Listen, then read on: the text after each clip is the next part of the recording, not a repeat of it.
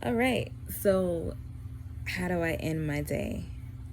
So at the end of the day, when everything is done and said, I always make sure I shower. Showering, it feels so good and clean, and it just relaxes me. But after all of that, I make sure that everything is put away, bed is cleared off. The only thing that could possibly be there is one, journaling is for sure. And I keep different little books, like a devotional, um, my Divine One prayer journal, my actual Bible. And honestly, I recap with God, and this is bad, all this movement I'm doing, but I recap with God, and I go over my divine journaling, because it asks what your perfect day is. So I really go through and I see that literally God has tackled everything that I put there, and it makes you more grateful. At the end of the day, I always want to close out my day with giving all my thanks to God and really seeing what I have accomplished that day and the person that I had to be to accomplish that day. I don't want to forget where it all came from, because just months ago, this was not me. This person that I'm looking at while I'm recording this, she was not here. So I always want to give thanks to God, because He's the reason why I can. And this journey has been so ground shaking for me. So I want to share it, and it's just like, bro, if only you could just find yourself, take the time and find yourself. I don't, like, some people don't have the don't have the setup that I have where you're able to do this. But if you just make the time and the dedication to find yourself and go after your purpose, each night you will be shook, because it's just like, wow, I've always been here. It's just I had to remove and declutter a lot of things and a lot of people. Excuse me. And you have to come to terms with who you are meant to be, not who you thought you would be, but who you're meant to be. If you can align with who God has called you to be, you can accept yourself through all you've been through. You can accept yourself. You can love yourself. You know how to take care of yourself. I think of myself, like when I'm taking care of myself, I think of me stewarding what God gave me. So at the end of the day, it's just like, okay, how did I do? Did I take vitamins? Did I get my exercise in? Did I keep myself hydrated? What came out of my mouth, language-wise? How did I speak to people? How was my attitude? How did I dress myself? All those things matter.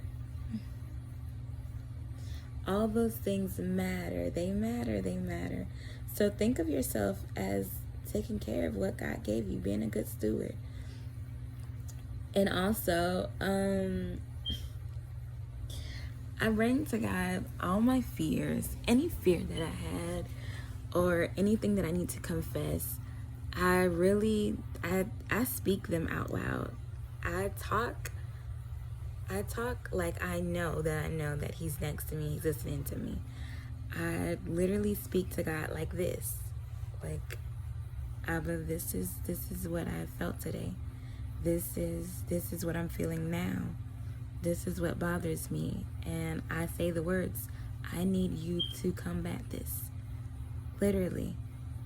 And I take time to really shut me off and really worship Him, whether that's singing or reading a Bible verse or just being quiet. I make time to hear what He has to say and what He wants to do.